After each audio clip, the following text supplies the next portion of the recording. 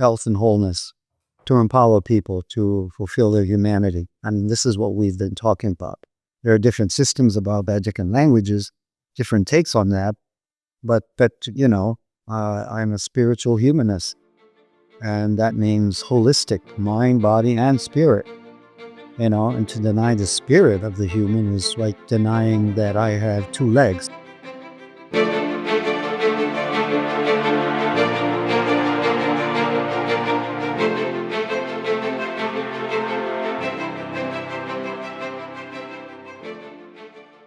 Hey everyone, welcome back to Eric's Mindset. My guest today is Dr. Olaf Lidums, Associate Professor at Detroit Ecumenical Theological Seminary. I've been on a spiritual journey for the last 35 years, and for the last 10 of those years, Olaf has been an absolutely invaluable part of that journey. One of the things I truly enjoy about my discussions with Olaf is his ability to handle the most complex, off-the-wall questions about life and spirituality and on, not with a rehearsed answer, but with a wisdom that feels deeply earned. His kind spirit and insightful guidance have been transformative to me, and I hope you find our conversations as enlightening and inspiring as I have. Thank you for joining us.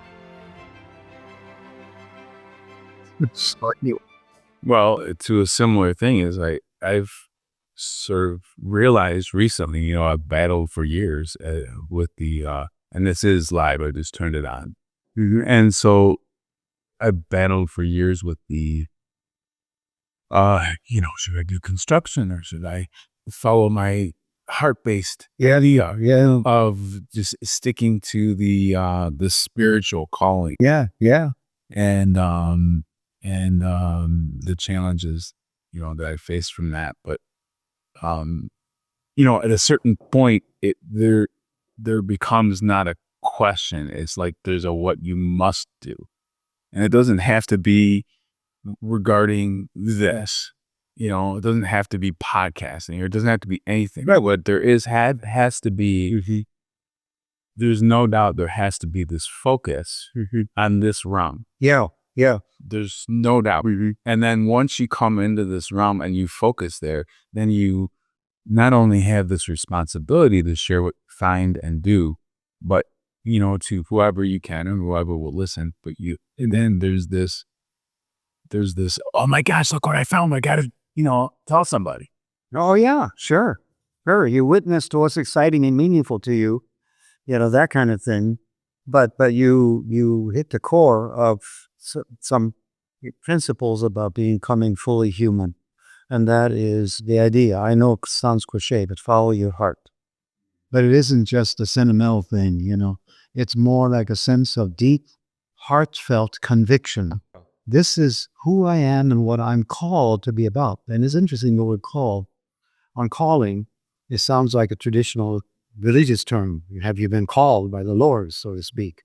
But I have a thick psychology book on the psychology of calling and how central to fulfillment and happiness is to find the calling of your heart.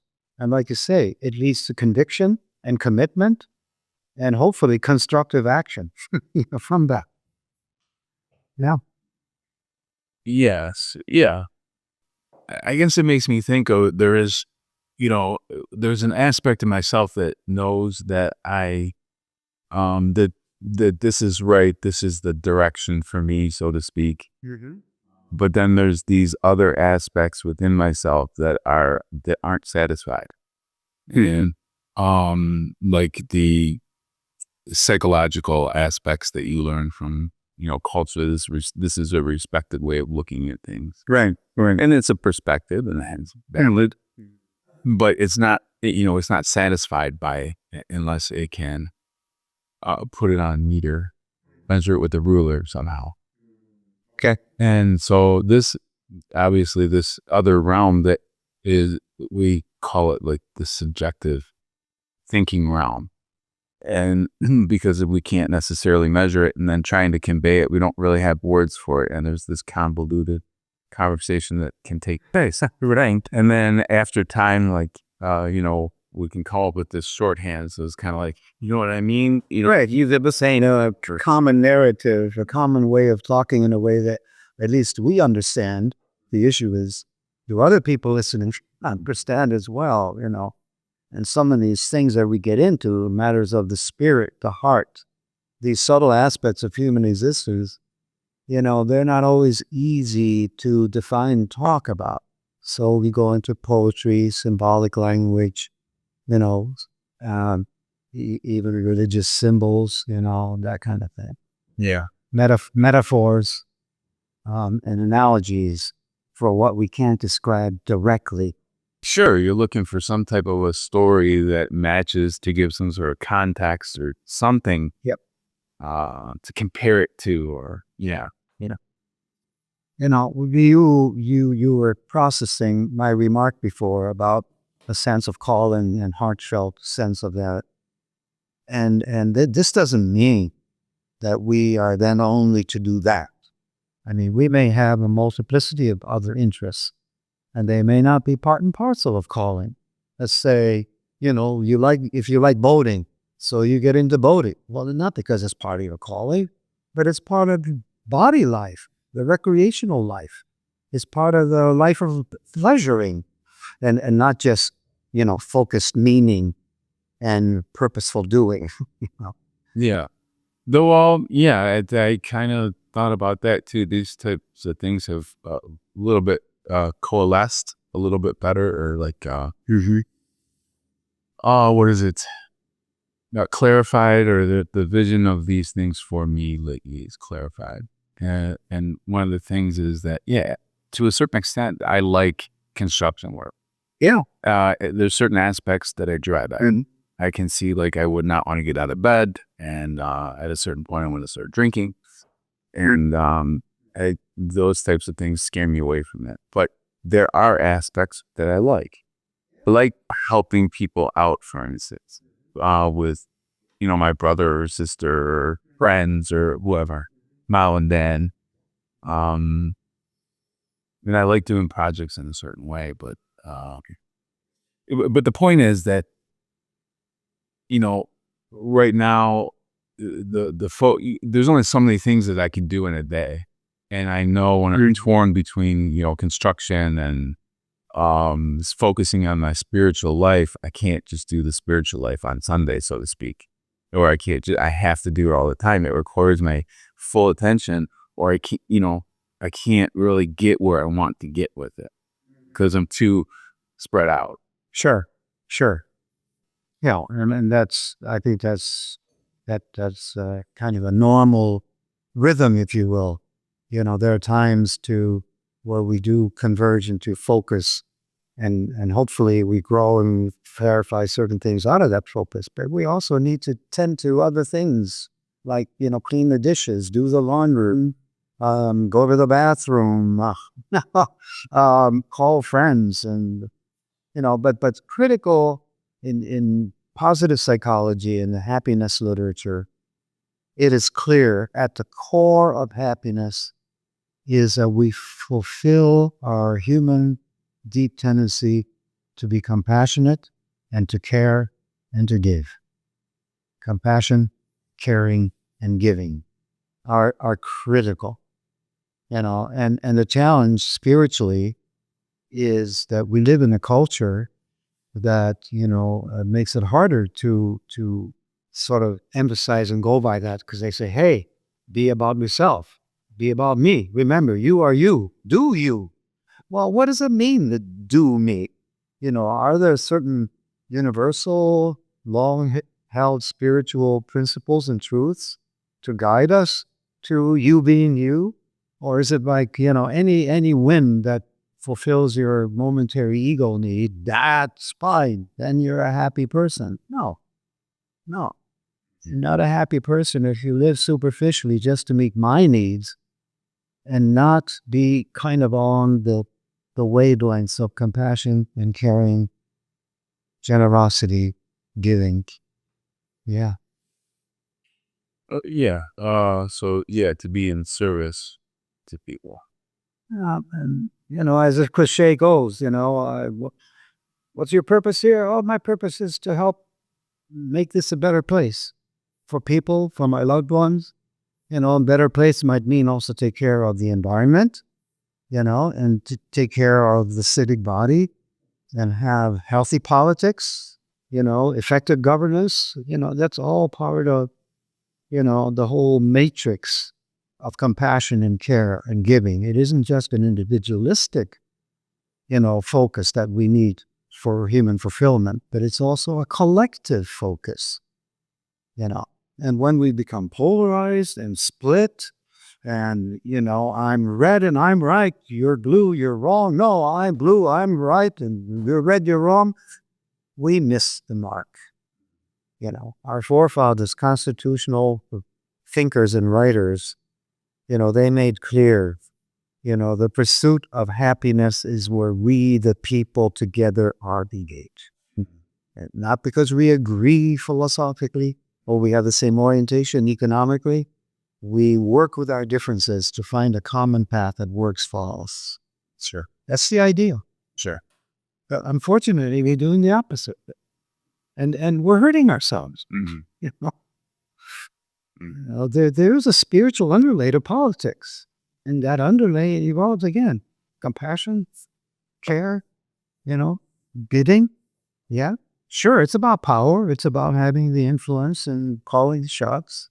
And I'm a realist about spirituality. Isn't just idealism and wouldn't it be nice? Spirituality that wouldn't it be nice doesn't help us. Spirituality that's grounded and said, no, it's not about being nice. It's about being real and being effective. Right. Thank you for the coffee, by the way. Absolutely. And your favorite cup? Oh, I love it. I don't know. There's just something about it. It's substantive. It's artistic. It's like a security blanket. That's how I am with my mason jars. And I confess, as a recovering alcoholic of being in sobriety on that stuff for 34 years, I am totally dependent on caffeine. Yeah. I am a happy caffeine addict. And I must say, I try to be reasonable and keep it to, 5-6 cups a day. I know that there can be too much. But for me, being dependent on this, it can be too little. Gotcha. Yeah. I get with the caffeine, I drink the decaf ones, but because the caffeine gets me detached a little bit. But I think the way that they take the caffeine out is not necessarily the healthiest substances that they use to make that happen. So I don't know. I've been wanting to switch to tea for years and years, but it just never happened. Coffee's so good. Oh, I know. Yeah.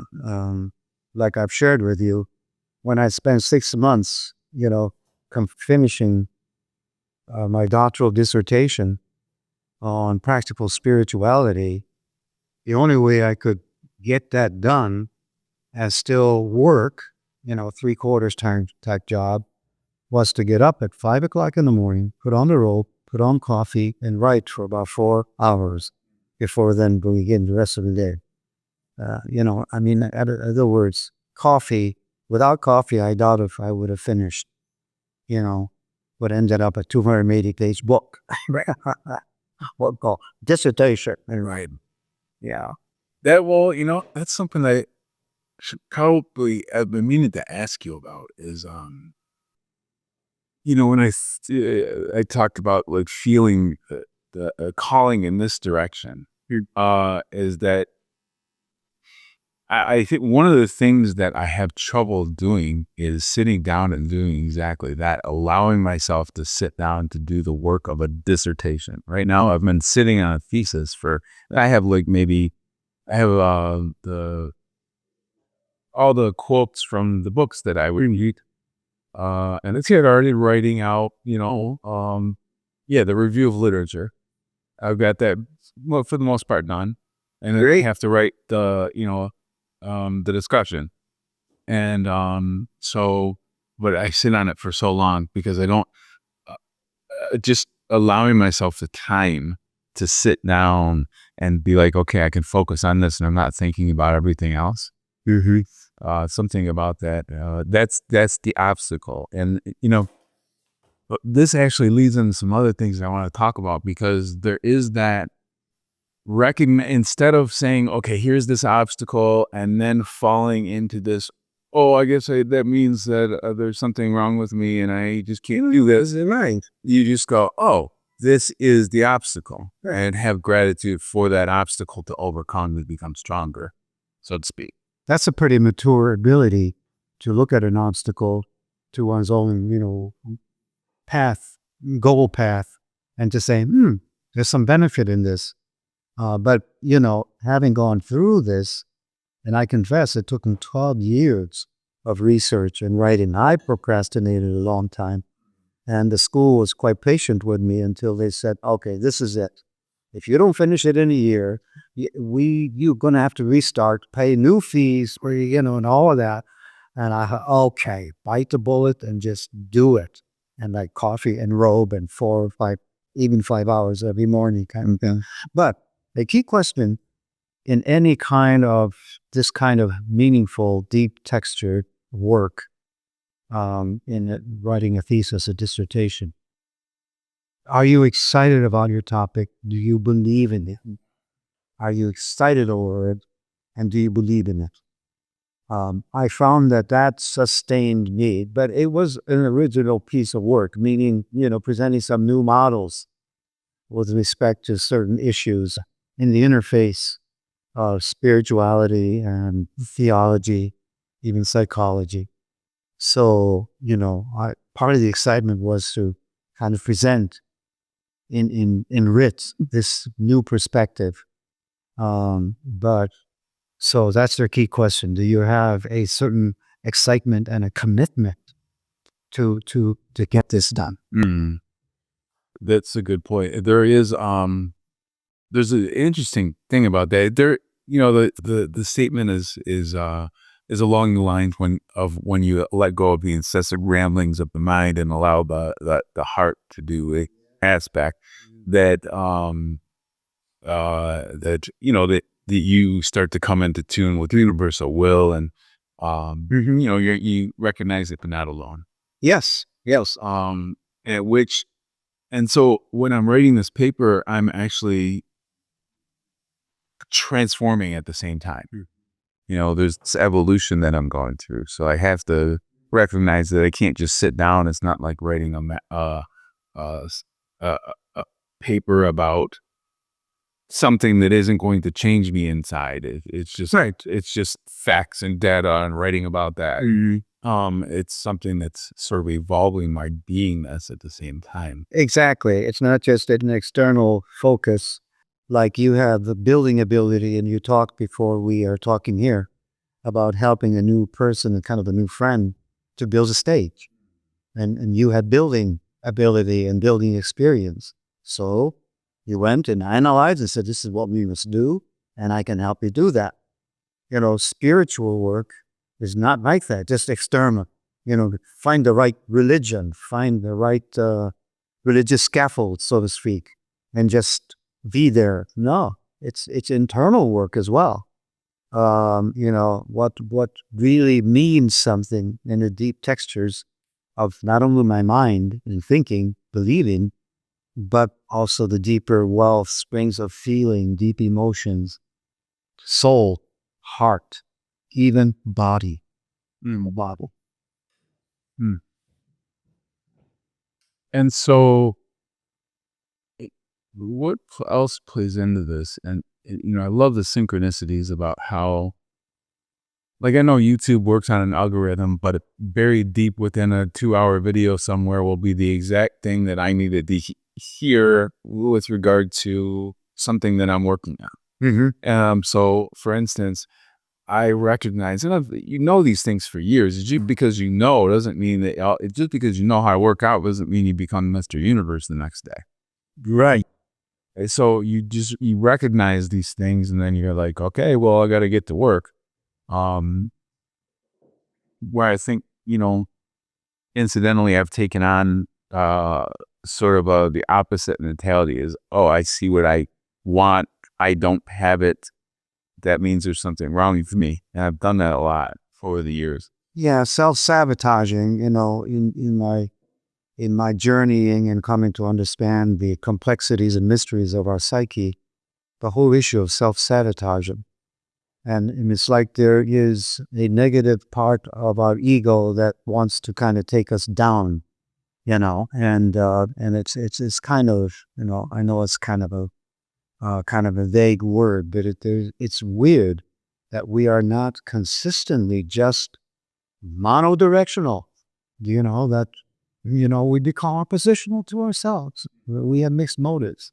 And there is the dark side of our psyche, of our souls. And so, sometimes we subconsciously and even unconsciously sabotage ourselves. And that's where deeper therapy comes into the picture, to the fore, whereby a person, through the tools of therapy, can explore what is the source deep within me somewhere that is fueling the self-sabotage. Now, fear of success. And a spiritual psychiatrist that a group of us studied under for several years out on the West Coast when I was out there doing work and study. For a while in the PhD program in psychology, he talks about this. He talked about the what he called, some people might call it the negative superego. Some people might call it the critical parent, inside of us. What's wrong with you? You're into this jumbo mumbo spiritual stuff. Be real. Be a constructionist. To do something worthwhile. What is this? Vague, metaphysical, blah blah blah blah blah. No, so we introject different voices. It's almost like different truths, if you will. And then, sometimes we kind of begin to, be like in a house of mirrors and weird mirrors, and we turn this way and I'm all face and I turn this way and I'm all body and, and where's the real me, and part of spirituality is to be able to breathe and recover the sense of one's center. Yeah. And that doesn't come easily. And sometimes one needs others working with, like a therapist or counselor, to recover that guiding, pilot lighting center. Yeah. And to put these different voices kind of in their place. Sir. I hear you, but you belong way up there in the corner. Right. You could be the theater critic, but I'm not letting you sit in the front row and face me. Because when you sit in the front row and face me, I get uptight. So you can be way off in the corner and criticize all you want because I can hardly hear you. Mm-hmm. There's a couple of models that I have for what you're talking about. And the one, so with regard to the YouTube videos and the synchronicity is what, remember I was talking about that Peter Gabriel song, and Don't Give Up. And I showed it to you because I said that, like, for the first, I don't know, 50 or 100 times for a month or two, anytime I would listen to it, I burst into tears and I couldn't stop. And so I know I looked up the interpretations of it online, but I like much more what the context that you gave me, because that is what it struck with me. Online I could see it's the challenges that you face and leaning on your friends and your family and things like that, or your spouse or your partner. But you were saying that that's like the masculine and the feminine, or and forgive me if I got it wrong, because of course I twisted it into my own thing. Yeah, no, there's your own narrative there, sure. The masculine and the feminine, and the and behind them was more of the sun, which could be interpreted as the higher conscious, or the spirit, or the soul. Yep. And that resonated with me. And now in line with that, and you can you start to form this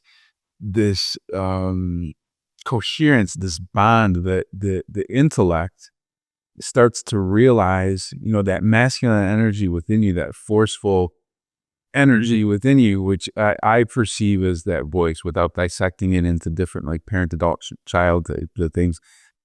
I perceive it as the masculine energy, which has the ego whispering in its ear, which is putting down upon the passions of the heart. Right. These horrible, like, the thoughts that go on in your mind of like the limiting thoughts and limiting beliefs about yourself.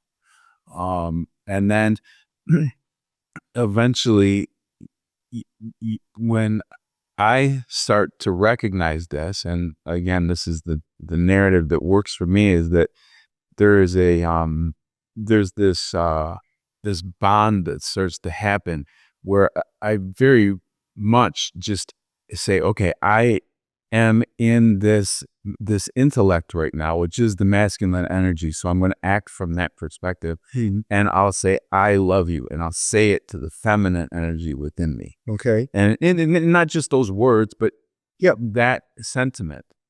I'm done beating you up. I'm done, there's like this battered spouse syndrome going on within. Yeah, that's a good image. Yeah. In terms of making clear what you're saying. Yeah. I mean, the fact is that every human being, woman and man, have both masculine energy and feminine energy. That's part of their body life, their intellectual, their spirit life. And when men are conditioned to just tap the masculine energy, forceful, dominating, doing, getting done results, there's some good. I mean, that's good. That's not bad in itself. But if the same male is not willing to be also emotional, heartfelt, vulnerable, open, receptive, and the complete human being is one who had, like you were talking about, who taps and engages with both their masculine energy, and women doing that with their masculine energy, and the feminine energy. And that's and that in our culture can be kind of these days kind of a sore subject. Not easy to talk about, in authentic terms, because there's a sensitivity toward being sexist if I'm talking in one way, or putting women down or putting men down. And I think Carl Jung, the psychologist, nailed it when he said, in every man there is a woman that seeks to be expressed, and in every woman there's a man that seeks to be expressed. And the way we express that, in part, is to couple up out there with a counterpart if we are heterosexually inclined. Now, if we're monosexually inclined, meaning, woman to woman, man to man, you may think, well, isn't that a little different? No, you still have masculine and feminine energies involved. Whatever kind of gender construction you have. Yeah. Well, that's an interesting thing that's acting out in spades right now, is because we do have these different energies, and the feeling I get from the different how genders are acting out right now is that there's just a recognition deep down of that we're not just defined by the genitals, but in that way. And so I think it's playing out in interesting ways culturally, but with this creating more divisiveness. Yes, but that's unfortunate. But I think also with anything, with newer, with things that just sort of upset the apple cart, there's going to be that original difficulty, but then we eventually even it out and kind of figure out a little bit deeper, because with each other we tend to act on a very surface, cursory level. Right. We don't really talk generally to people about, what's going on beneath the surface. So that takes a lot of trust and deeper connectivity that happens between lovers, hopefully partners, and friends, in sort of the operant superficial interactive level with maybe even work colleagues. No, you're not going to go to the water cooler and have a deep conversation about what's in your heart. You may talk about the Lions winning, last night or whatever, but yeah, and we are fortunate, also part of human completeness and satisfaction is meaningful connectivity. That stress research shows that when people are separated and lonely, that adds to their stress, because separation leads actually to deep sorrow. It's like psychology of sorrow, you might call it. Whereas meaningful connectivity leads to a sense of satisfaction and joy. And so the question to anybody, for all of us, is how connected am I in a meaningful, deep, authentic way with other important people in my life? Mm-hmm. And hopefully you have at least one such person. But I feel fortunate that I can say I have meaningfully, I say 4 or 5 people, that I dare be completely transparent, at least to an 80% degree. There are always parts of us that, keep it in the closet. We may not share every truth of our experience in our lives, but that the connectivity is so crucial, especially in our culture that fosters, fragmentation, separation, loneliness, isolation. And loneliness and isolation can be psychiatrically, devastating, and even socially. Such a person can get angry and do some violence just to express their deep rage about being separated, isolated, lonely. Yeah, so when I started thinking in those terms again, all of a sudden with the masculine and the feminine, all of a sudden, of course, on YouTube, an hour into a podcast that interested me, they're talking about what was it, the Emerald Tablets, as a matter of fact. There was somebody mentioned that when the masculine and feminine come together and aren't battled anymore, then that's when sort of the spiritual life begins, the gate to the spiritual. And I've heard it said in a variety of ways over the years, and that sort of happens in the, you can say that happens in the pineal gland. I've heard it said that like the term Philadelphia, which is brotherly love, is meant to indicate this is like the side of the brain coming together, or the brain and the mind and the heart coming together, or just the very practical thing that we all face is that the passions versus the voice that shoves you down within your own mind, and those things coming together as one, because eventually you just get sick of it. You get so sick of the voice, and I'm going off on a different. No, I'm following. It's so sick of the voice that's going on. It's like I've known that it's there for a long time and tried to suppress it.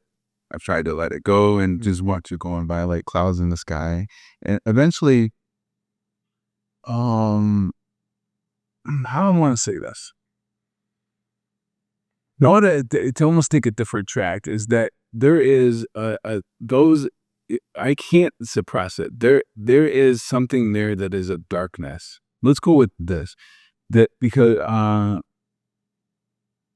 trying to all encompassing, but I can only go one vein at a time. Is that there is something, if the masculine is leaving the house to go slay the dragon, so to speak, it can't hide under a rock. It has to look the dragon in the eyes. It can't keep suppressing the dragon, because then somehow it brings it home. Hopefully I'm starting to get across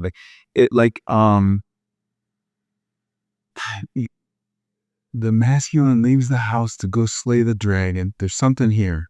And then but when it's out trying to slay the dragon, it actually just hides from it or suppresses it. It doesn't actually face it down. But then it comes back to the house and it beats up the heart for its own ineptitude, in a way. There's something there. And when you speak about slaying the dragon, can you put some, in terms of reality beyond the symbol, like what? So the darkness within one's own psyche. So, like, So daring to have the courage to look deeper into the dark sides of your psyche. the conscious mind. So let's go away from the intellect. The conscious mind Has to be able to look at the things that the unconscious has been suppressing in its stead. So that when they come off and you go, oh shit, put that back now. That's the dragon.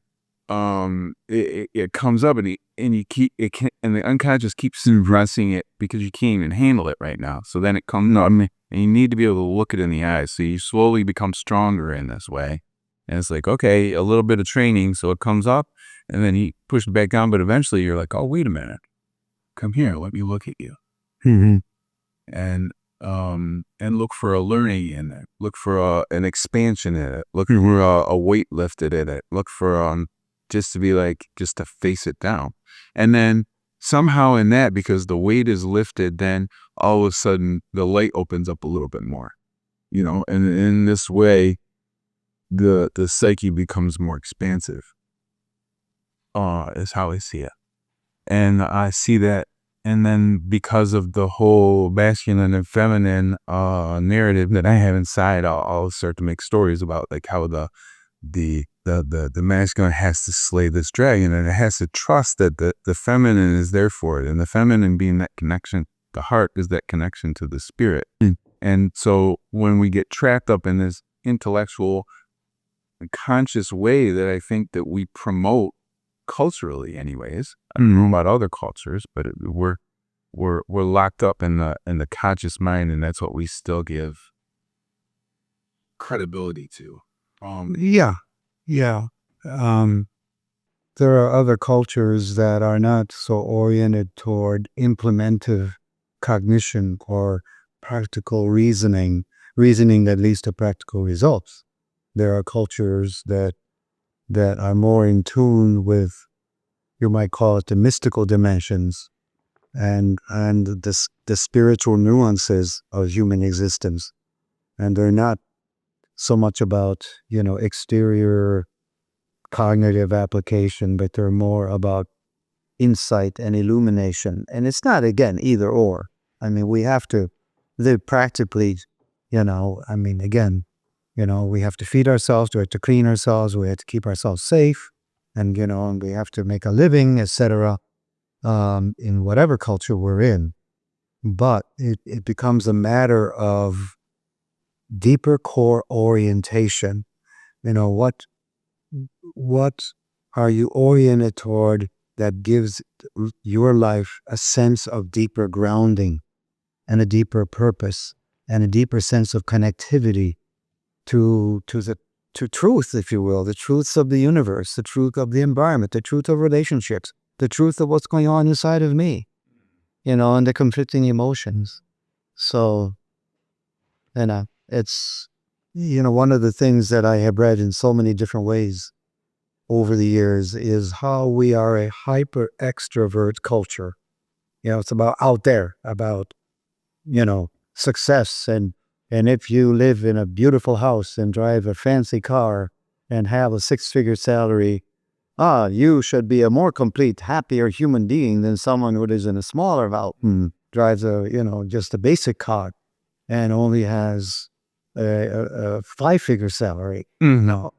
And no, it's, there are deeper facets to being human and to being fulfilled and satisfied. And part of that involves, as you're talking about, a struggle, to meet your dragons, to have the courage to go to the dark side, have the commitment to build a meaningful, illuminative, insightful, productive, caring for others life. Mm-hmm. Yeah, it's there. David Brooks, he's a noted columnist, commentator on the cultural political scene. He's written a good number of books, and David Brooks, it's one of his books is The Second Mountain. And in it, he talks about how people were oriented toward the extrovert mountaintop, status, much money, big house, nice car, and they get to the top of that mountain. And then so many people say, is that all there is?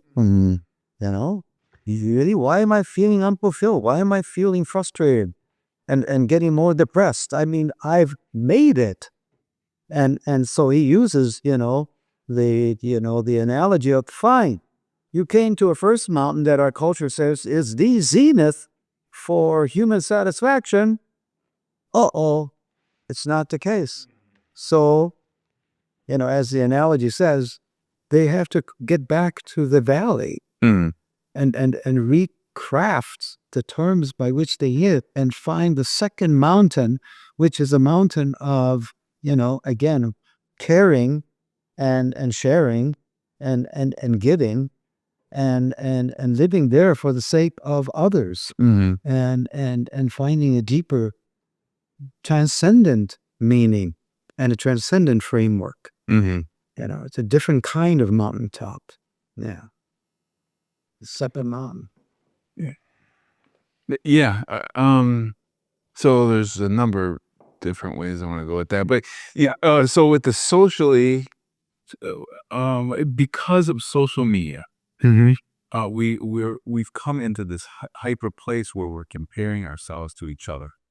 Yeah. Because we post the impressive parts of ourselves that we want to show everybody how wonderful we're doing. Well, I don't even know if I want to say it that way, but then, the person looking at it goes, oh, their life is so wonderful, which of course isn't true necessarily, is they're just seeing a part. Right. I think this is difficult, but what's wonderful about it is going back to we have an opportunity. It's a challenge. I think this is our own consciousness or life saying, look at what you've already been doing to yourself. You've been comparing yourself, and that's holding you up. And so now we're going to throw it in our own face. Yep. And so until we get just sick of it, and then it loses its energy. Yeah. Is where I'm kind of seeing from that. Yeah. I've read, again, different takes on this. The media world, I think, calls us to create kind of a presentational self. How do I look on Zoom? How do I, talk on, podcast or whatever? And you're right, that leads to an objectification of the self. And then you look at other selves and you begin to do comparison. And I think this objectification of the self, it easily can lead to a false projection and comparison, emphasis, and increased anxiety and stress. At the core of the human experience is we all wrestle with anxiety and stress. Almost there. Getting there. I get there. Hurry up and drink it so I can refill it. Yeah. Sorry. Another thing that I came upon with regards to, how like certain things will stick. You're looking for an answer or you're working on something internally, and then certain things from your environment will just stick, and you know there's something to that and that will help you, and could you hang on to it. And one of the things was the can't remember how it's phrased, but the ultimate commandment, love Love your neighbor as yourself. Love, yeah, The core ethic. your heart. I love your neighbor as yourself. And what was so there again, looking beyond the surface of what that says.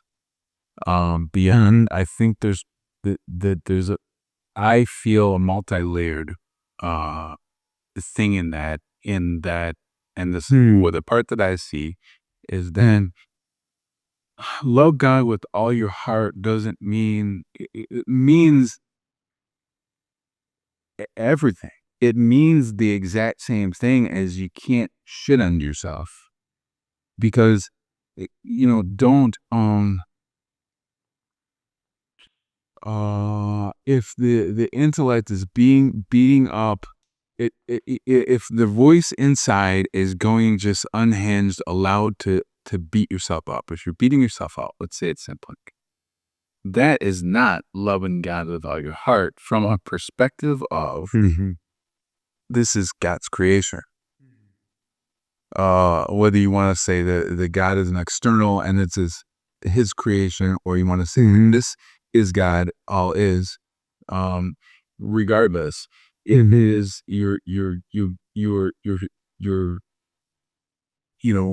shitting all over creation itself by saying that it's not enough. Yeah. It's not worthy. Yeah. And when you attack yourself, you are attacking, which can be referred to as a sacred vessel that is a product of our Creator.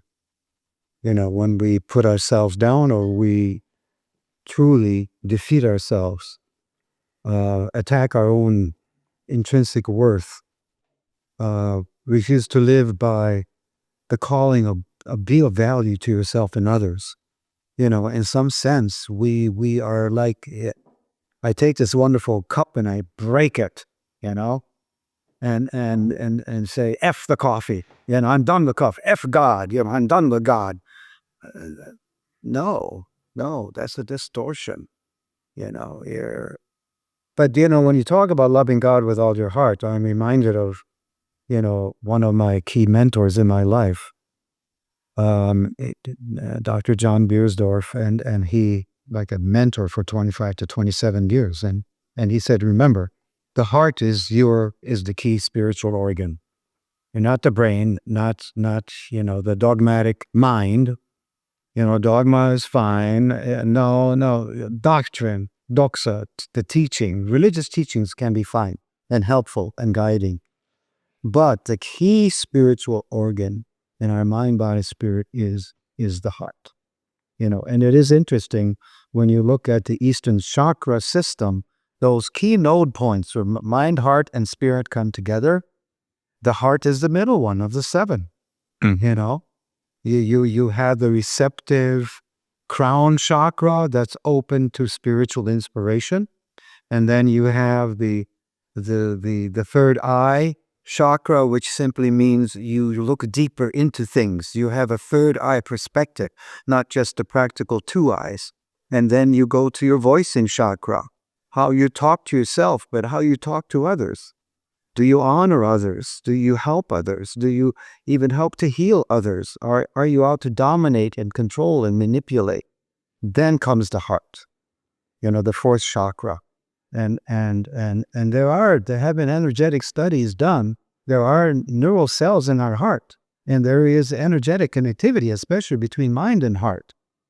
And scholars say that in biblical literature, mind and heart terminology for the two is kind of fluid. They're almost virtually synonymous. And then you have three other, node points of mind, body, spirit. The will, the solar plexus, the will. I will do it. And then what some people call the kath, the guts. The kind of the spillover dirty stuff that we sometimes are ashamed about. Kind of symbolically represented by feces, but it's important to get in touch with those feces and let them out, Yeah. We've been in hospitals. I've been in hospitals. And what's two of the most important things that nurses are concerned with? Did you go today? No, you can't. To seriously, it's a life and death issues. And in some psychic sense, did you get in touch with the fecal stuff in your life? Are you in touch with it to eliminate it? So that it's not poisonous to you. And then, of course, the last chakra, represented kind of by where I'm sitting, the perineum, is a stability chakra. We all, as human beings, need to feel somewhat stable and safe, secure. And that comes from the sense of connectivity. Again, connectivity to community, connectivity to loved ones, connectivity to reality, and connectivity to your higher power. Sure. Absolutely. Do I love and connect to my higher power with all of my heart, all of my soul, all of my strength and mind? And that's the spiritual maxim that Jesus is quoted to say in the Gospels. It is a matter of the heart. Wow, that kind of encompasses it all. But I was just gonna say that, like, the I almost saw it as the same thing as love your neighbor. Is that how it's like? Love your neighbor as yourself, but love your neighbor doesn't, is like, Or do unto others as you would have them do unto you. neighbor is like this is I see the yin yang symbol, because it's everything that plays out in that way. Yes, it's not just me to you or me to the neighbor. Yes, it's every contrast, it's every pole in existence. It's every opposite. It's every it is, again, with the masculine and the feminine inside, and the different what's going on there. Yeah. Loving your neighbor is a form of loving yourself. The fact is, how I behave boomerangs right back to me, almost like a bouncing ball. And if I want to like a stranger as I'm walking, let's say on the street in New York or Chicago or Detroit, the issue isn't, is he or she smiling? And if she smiles, I'm more apt to like them. Yeah. And feel okay by passing by them, the stranger. No, the issue is my smiling. If I smile toward the stranger on the street, I will experience the safety. I will experience happiness, in just walking by a stranger. I will feel not threatened because that smile will bounce back to me. Sure. And so there's kind of an irony. Love your neighbor as yourself. And the word as can mean like unto you love yourself. You take care of your body and you help your children to take care of their bodies, and loving as you love yourself. But loving your neighbor is also, the word as can also mean a form of loving yourself. Yes, thank you. Okay. Ready for a second hit? I guess I could just ask instead of continually guessing, but No, it's but a word pronounced there or something. That's so.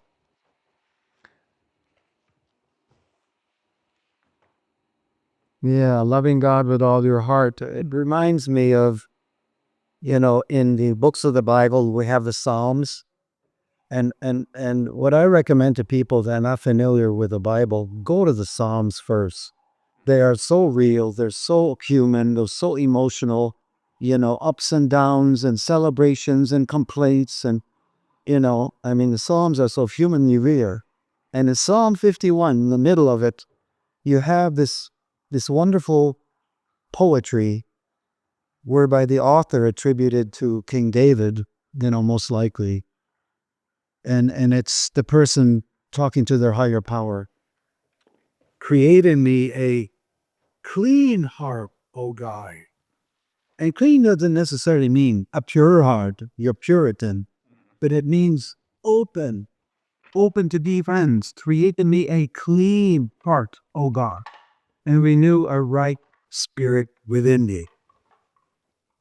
Don't ever cast me away from the sense of your presence, nor take your sacred spirit, your sacred energy from me. Now, I'm paraphrasing, of course, but that is a wonderful expression of the core truth of heart.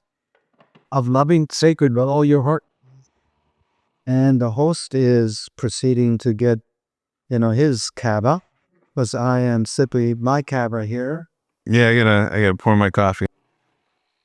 The second largest commodity in the world after oil is coffee. I guess, yeah, I've heard something like that. Yeah. Yeah. Yeah. So we have black crude, but this is black good, the second largest commodity on the planet. Black crude and black good? Yeah. Like, Now, some people might think, coffee is crude, it's awful.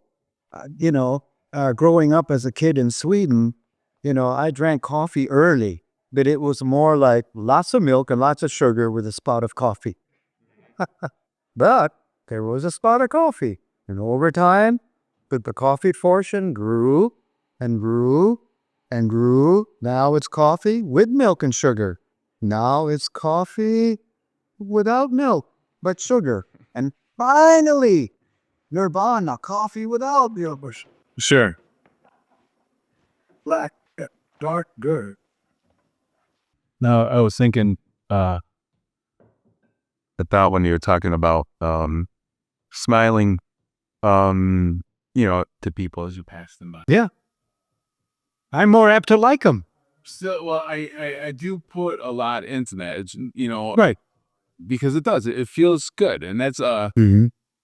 it doesn't. You don't even have to go into it beyond that. It just feels good to convey that sort of energy to others, and it does. It mounts back to you. And I'm still trying to work out the intricacies. If somebody says hello to you with a smile, for instance, this happens a lot with the store clerks while you're at a Home Depot or whatever, and I'm deep in thought of what I need to do for my project, and they'll catch me off guard, and I'll be like, oh crap, couldn't even murmur a hello, and then they're gone. So I might have to figure that one out. To say, wait a minute, hi, Smiling in our culture is connective behavior. Laughter is connective. Laughter is kind of infectious. So, when we laugh together, we feel better about each other. Sure. And that's why I say happy, intimate partnerships, happy couples play together. Sure. They laugh together. Sometimes we can fight. Sometimes we can go to our own bedrooms and be mad and close the doors and huff to ourselves but Flows off. Yeah. Going back to the smiling and liking the other through my own smile, I'll never forget the first time I saw this statement on a sweatshirt. I was in downtown Detroit, one of the music festival weekends, and I was walking right there by what was then called the Renaissance Tower, which is now the GM. And past me walked this 30-ish guy who had this angry look on his face, angry look. And his sweatshirt revealed the truth of his anger. And the sweatshirt said, life is a bitch, and then we die. Right. And I know that's a common phrase. Right. But the first time I came across that, it was that dramatic. And I thought to myself, I believe you. I believe you. That is your faith statement. It's from the way you look, the way you carried yourself. I felt sort of sad for the guy. Now, again, maybe I'm making too much of it. Maybe it's, kind of therapizing or analyzing too much. And the guy just happened, maybe to have his stomach's upset, and so his face kind of was showing stomach upset. But being pretty intuitive, I read that as, unfortunately, here's an angry person, and again, that gets to the whole issue of what are the basic premises we live by. There is literature that talks about pain. faith is the way we lean into life. Do we lean into life with trust, with openness, with receptivity, with a sense of for connectivity and following one's calling to offer benefit to others? You know, that's one way of leaning into life. Or do I lean into life with hostility, self-protection, self-armor, and taking advantage of people and manipulating people to my ends? You know, those are two faith systems, leaning toward the compassion, caring, and giving, or leaning toward the taking, dominating, and controlling. Let's see if I can tie this together. Yeah. How it's coalescing. So with regard to the smiling thing, and yeah, we can't remember how you said it, but we like each other. We feel more comfortable with each other when we can have fun together. Yep. Yeah, and from just a physiological standpoint, it's releasing feel-good chemicals in association with the people that you're with. Yeah. Or whatever you're with. Yep. And then but then from a more spiritual level, it seems to open up these channels that cut past the garbage that blocks off spirit. Yeah. Well said. The density that blocks Yeah. spirit. Yeah. In meditation, I had an experience lately where one of the things that I focus on is for me is this definition of the Christ consciousness, is where I consciously, first of all, I make amends with my heart, so to speak, and then open up a channel, just very visually, mentally. And it's not just visually, but I can really hear it to some extent, and I can feel it. And it's in the visual and the kinesthetic is just these three orbs of light, is the higher self, the heart, and the mind. Okay, all working together. And then so that's the beginning of, right? And now I'm doing this at a couple of different levels, but one of them is in order to put, I'm doing this in order to put them in alignment and working, coalescing, there's no more fussing about between the levels. And so there is, as that progresses, I get further visions from that. And one of the visions that I had is that it is simply a being, the awareness, the I am presence. And the awareness, I've separated a lot of gurus that I've paid attention to. They say awareness and consciousness are the same thing, but I separate those. Consciousness, I believe, is what happens when you animate an ego pattern. But the awareness itself is just the awareness by itself. And so I come out, and there is some sort of, I'm fully vested in the awareness, but there is some sort of there is an ego pattern. There is an individuality to it to some extent, because I can see that the first thing is I'm dropped of the density of the body. I'm dropped of the earthly realm, but I can see there's two things that point themselves out to me. Is one, I see the fabric of what I call the fabric of time and space. So that's how I perceive it. And it was like the layers of insulation. And probably because I've been working with insulation, creating the studio upstairs. Right. But that's how it presented itself to me, is this fluffy, just like the fabric of creation. That's how I perceived it. And then there's another thing is like, okay, well, wait a minute. I feel these channels, and I see these channels where I can sense that there's other awarenesses out there. And there is a network of communication open. Beyond that, I can't really, I'd be piling on an installation of assuming. But what I can see is that there is, I'm going, hey, I'm here. Like and I can see it like like electricity through a conduit. Going, hey, I'm here. And then, so within the layers of the insulation is this Say that word again. insulation, like Yeah. house insulation. Got it. Yeah, like I just want to be sure I heard right. Insulation. it's Right. the fabric of creation, and it appeared to me Got like it. insulation, which I had been working with. Mm-hmm. And so I don't know where the patterns come from, but there's something that draws the awareness to a particular draws the awareness to the insulation to condense it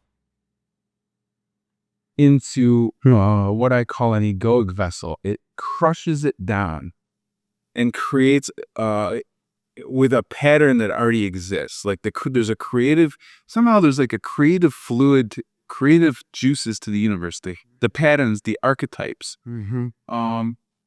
And you sort of coalesce these patterns into a condensing of this insulation. Mm-hmm. Mm-hmm. And then you sort of immerse yourself in the condensed density that you've created. Mm-hmm. And then in order to establish this, you forget the realm that you were just in the same way that you can forget how you think your way of thinking when you're doing sports is this different, or at work is different with your mom, is different with your spouse. You just almost forget who you are in that sort of a way. When you dive into this story, it's even better when you dive into a story in a book. You can kind of lose yourself, Of course. through the characters. Sure. Very much like that. And so something though, just like for me, it seems imperative. You just said, and forgive me if I'm saying it differently, is No, say it your way. energy transit. Oh yeah, we are energy connectors, translators, and transformers. Absolutely. Now, using that, because that is definitely played a part in my realizations over time, is that now it's not just there's the idea that the creator created all this in order to perceive itself from different perspectives and to know itself in this way, because if you are omnipotent and omniscient, there's nothing you don't know, so you really can't explore. So you create different perceptions with a veil between it. It's just to put it simpler. But there's something else to it from this perspective, where I'm talking about the dimension that I'm exploring, where there's these energy conduits or communication conduits, almost like a mycelial network type of thing. And then there's the fabric of creation. Mm-hmm. There is sort of a, yes, this is fun, let's go explore type of a feeling. But there's also we're transmuting this energy. Mm-hmm. We're transforming something. We're transforming energy, not just exploring ourselves. That's true. That's true. We are energy transformers. I think of, the electric train that I had as a teenager. I got and as a toy, and you have, what is it? You had DC energy, direct energy, going to a transformer, and it becomes alternate current, right? Or is it the other way? Alternate AC going to DC. No, it can be both ways. Okay. But the important thing is we are energy transformers, and how I'm hearing your language in the last couple of minutes, it's very by category, very metaphysical, and that's not easy language to present clearly, so that that other people can understand it. But if I'm understanding what you're saying, is we had the capacity to be aware before things are transmuted into the density where the ego becomes conscious of. Or to put it another way, the chicken is the awareness, and the ego eggs are the consciousness, and out of the chicken may come different kinds of eggs, and our ego appropriates the sense of reality or realities that comes from our awareness. And there is, my mentor, before he died, within about a year or two before he died, he wrote a paperback called Infinite Reach, Dr. John Deersdorf. And in that book, he gets into the metaphysical dimensions of, spirituality. And he talks about unlimited awareness and unconditional love. That those are the two fundaments of the universe that we live in. Unlimited awarenesses and unconditional love.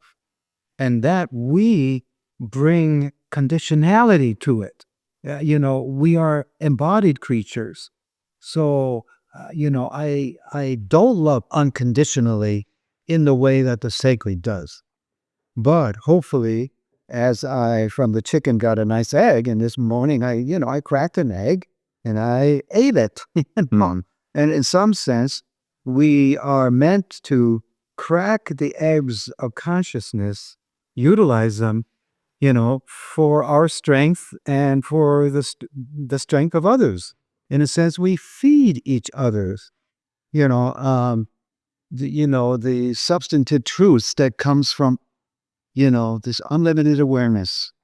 And this, and that's what metaphysics tries to do. And that's what theology and spirituality try to do. They try to go beyond the superficial surfaceness of things to more the essence of things. But the essence cannot be theoretical.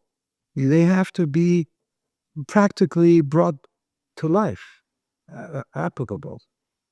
Right.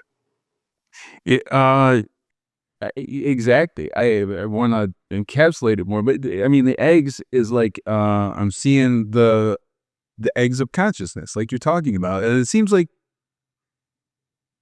there's a question there for me, is like, is everything happening within the realm of the eggs of consciousness? Like, is the yin yang all encapsulated, or is it outside? And the answer is probably yes. So, like, is it this or is it that? Yes. the self and other encapsulated inside, or is it that encapsulation? The self and other is the self is the encapsulation, and the other is everything else. Mm-hmm. And yeah, the answer is yes. But at the same time, I just tuned into this. Now it seems somewhat obvious to me, is that if we're transforming the energy at, this physical level and the mental level and there is this realm that, I can't get this picture and this feeling and this curiosity out of my mind to explore that further, as I can actually enter it into a way, I can visualize it, but visualizing it is not the same as like experiencing being there. Right. And so there is something at that level of my awareness, that dimension of my beingness that I have access to, where the energy is transforming there as well somehow. And I don't know how to say, okay, well, this is the level of the soul, or this is but it's not, it's beyond, it's the level of awareness for me. That's nearing a level of individualized awareness. Yeah. Where to go with what you're saying. I'm not sure I can, speaking directly, they're kind of speaking in like a parallel, comment. Energy is intimate potentiality. But, there's energy all around us. There is the connective energy for which we create instruments, and we appropriate the energy, we transform it to use, like communications. The energy is there. The potentiation is there.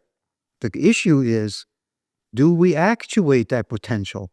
Do we tap into a certain kind of energy? And in fact, when you look at existence, in a sense, you can understand existence as like if I had a whiteboard to write on, I would put E at the top. Imagine a triangle, E, and then C, C, and then an F. Okay, now what do I mean by that?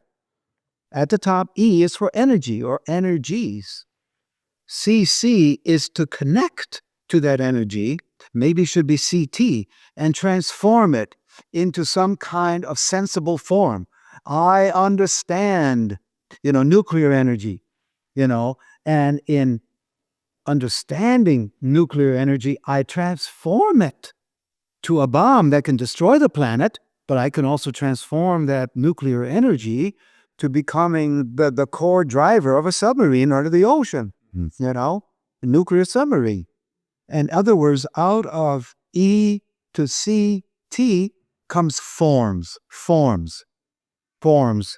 It's a model that I, learned again under, mentors, that is reality. Reality is full of potential energies.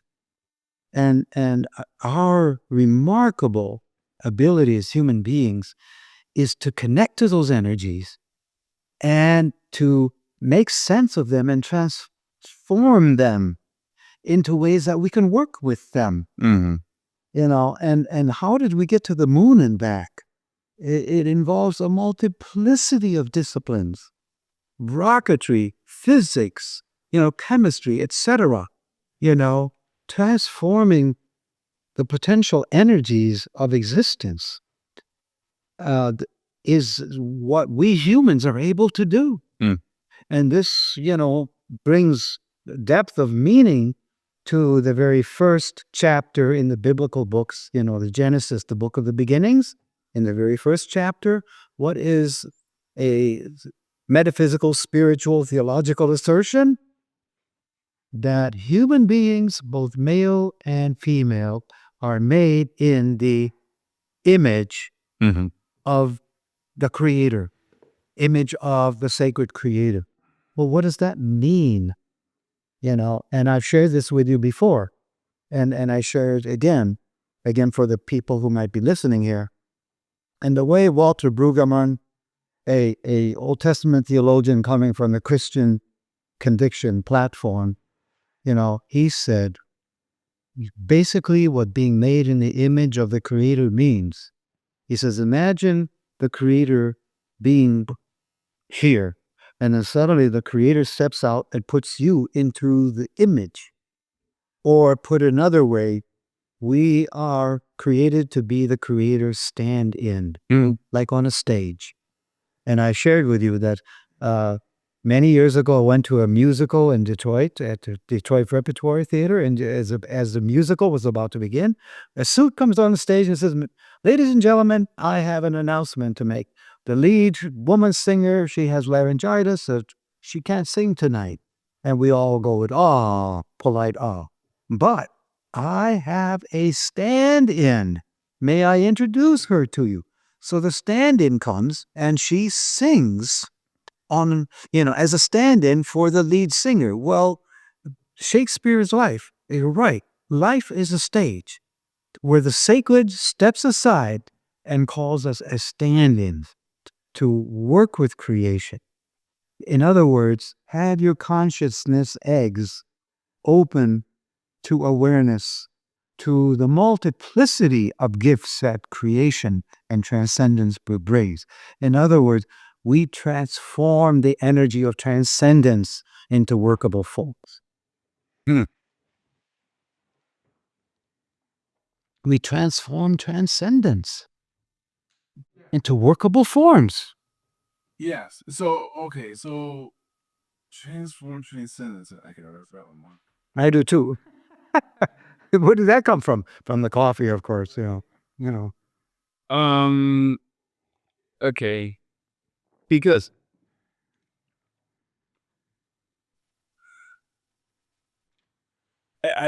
I guess what I was get to, and I haven't, got we've transformed my sort of suspicions on this, but I guess it was getting to I'm starting to have the suspicion that if I go what I would we'll just say for at this level of at this level of less density, let's say, like a rung where I am free from the body in a different. I'm seeing the transmutation of energy, the transformation of energy, and so I start to have the suspicion that really the transformation of energy or transformation of something is happening not just on the earthly realms, but within the divine as well.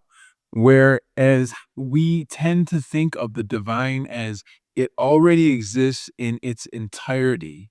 Right. And it can't change. It just is everything already. Right. But there's this sneaking suspicion. Wait a minute. We're not just separated and insignificant to the divine. And then I start thinking, oh, well, when you get into the spiritual realms, invariably you're going to say, oh, this body in this physical realm, this is insignificant. And it's not. It's connected there in a way, in an as above, so below type of a manner. It's happening there as well in this higher realm. Yeah. Yeah. And I smile because it's a smile of recognition where you're tapping into some of my narratives and my understandings and in formal language in the Christian sphere, if you will, the theological sphere. It's called process theology, that the sacred is in process, that the sacred is not like a permanent holy obelisk, unmovable, unchangeable, all-knowing, possessing, all. And process theology, out of inspiration, out of, the sense about reality and human experience, as well as looking into the premises behind theological models, say, wait a minute. Who's to say that to define the sacred has to be defined in opposition to the human? So if human knowledge is contingent, then sacred knowledge is not contingent. The sacred knows everything all the time, in every which way. And you're saying, no, wait a minute. Maybe the sacred too is in a transformative, transmutative position in relationship to reality, in relationship to us. And without getting into it, Trinitarian theology indeed allows for that kind of nuanced distinction. Yeah. Yes. But, if That's the way you if anyone is bothering to listen to this, might say, oh my goodness, my God, come on, you're bringing in this Trinity stuff. And all I mean is humans experience the sacred beyond, the sacred between, and the sacred within. It is a phenomenological view and understanding of the Trinitarian sacred. Sacred is sacred unto sacred self. But when we look at the personalities, if you will, or the personas of the sacred, as again, Christian theologians will talk about it, you have humans experience the sacred beyond. It's a sense of, you look at the moon or the sun and you're in awe. You just know that there's more in the fabric of existence than simply the functional. And so you have this vertical sense of what Rudolf Otto calls a sense of the luminous, the sacred. But then you also have a sense that we can have a connective relationship with the sacred, a meaningful sense, called prayer or called meditation or illumination. Yes, the sacred between. And then the sense, as we talked about, a sense of the sacredness within the very human being, in the very heart of things. We live in a matrix of sacredness that is beyond, between, and within.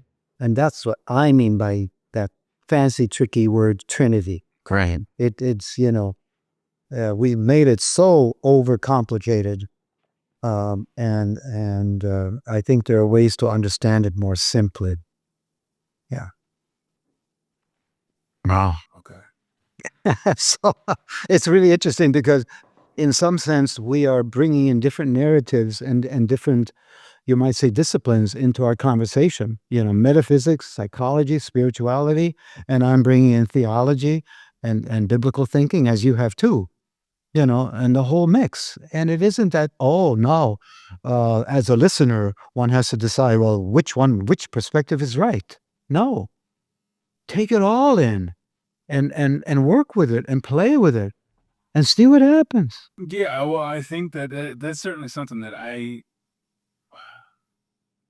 I've had experience with battling which is the right religion. Early on, is this the right religion or is this the right religion? And then, you become almost in the same political manner that we do with everything else. Is it like, this is the right one? And then, of course, wars are fought over it.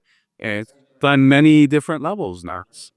Bombs and spurts is, at the dinner table, or within our own minds. Sure.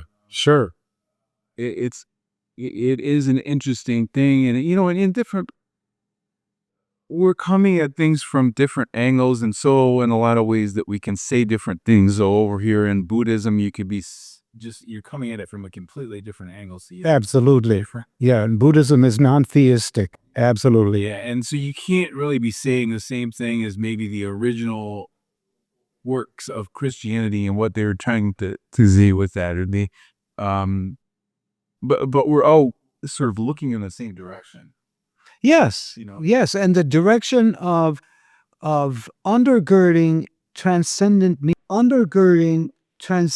meaning. We have in the human being is this propensity to make things beyond simply the functional, the daily functional, to have meaning, an overarching canopy of meaning, but also to have grounding, a fundamental values, belief platform, so to speak, in which to take off into life. And do I take off into life daily with a sense of gratitude that I'm a sacred created being? Sure. And I am called to love and to give and to care? Well, how I move into the day from that transcendent perspective is different from one who wakes up with a bah humbug. Let's see now. How does my angry ego work today? How do I take advantage of things? How do I manipulate to get to the top? Those are two very different human beings. Well, and an important part that plays into this whole thing, getting all the levels, the mind, the heart, and the higher conscious all together, comes into this when the ego self, which is again, which I see is encapsulated in the masculine, the intellect of how am I going to go out and rule the world type of a feeling. And I'm not putting a negative connotation on it. I'm just saying it's the action aspect of self. Yes. The go get for me aspect. Right. And the betterment of others is an expression of the self, the power of the self to help others, to illuminate others, to improve others, to help heal others. Yes. And then there is when you encapsulate yourself in that, but also begin to see something else that you suspect will bring you that fulfillment. You are actually tricking yourself into believing that this will bring him, this drive for these goals and these things. And you go, well, wait a minute. It feels like there's something else over here to just go for the actual fulfillment, not the thing. It's like I view it a couple different ways. Is like the man in a relationship asking, or the masculine in a relationship trying to make the feminine happy, but not actually asking what it needs, and just bringing it things, and then it's unhappy, but the masculine bringing the feminine things, and it's still not fulfilled, and then being mad that it does all this work, should bring you things to make a nice life for you. Yeah. You're still not happy. Sure. And that, I think that plays out in households, and I think it plays out within ourselves. Sure. Split selves played out. Yeah. And so then an interesting thing happens is that you go, okay, well, I better inside myself, the man better ask the feminine, better get on the level and is not beating it up first, and then say, okay, what is it that you want? I'm here listening now. And for me, it's taken decades to even get to that level where there's an earnestness about it, where it's not, I'm asking for a second, but there's no real meaning behind it and no real substance. It's just realizing that I have to. So it's almost a practicing. And so eventually, decades, it's like, okay, well, wait a minute. Now there's an actual relationship happening there. Remembering more times than I'm not. I'm not forgetting for long years. I'm forgetting for a couple days or a couple of hours. Sure. And so then what happens is there has to be this trust the other way. Yeah. Is that, okay, so now the masculine is saying to the feminine, the mind is saying to the heart, all right, well, I'll build this trust with you, is that I'm not going to continually beat you up anymore. And so now it without a word has to go, but that means that I'm not going after my own ego desires anymore. Right. And now I have to trust that in some way I'm going to be provided for in the way that I was trying to do in other ways. Mm-hmm. Somehow, I had to trust that if this is build my kingdom in heaven territory, and don't think build your kingdom in heaven and all else will be added unto you, is what it is the thought I get from this, that somehow it parallels that. Or put it another way, in simple terms, is our task is not to get to heaven. Our task is to bring heaven to earth. Yeah. If you will. Our task is not to escape this challenging earth to Mars and put billions of dollars into getting to Mars. Let's put billions of dollars into making this earth better. Right. A better place for everybody. Sure. Kind of thing.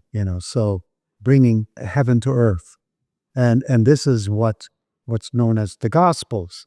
This is what the Gospels, Matthew, Mark, Luke, and John, kind of in the middle of the biblical books, basically say, this is not about, getting a meal ticket to heaven. It is about, through your callings, going back to the very beginning of our conversation, bring heaven to earth your way. If you're a builder, build stuff that's of value and helps people your way. If you're a psychologist, find a form of psychology that becomes your way of helping people. If you're a musician, tune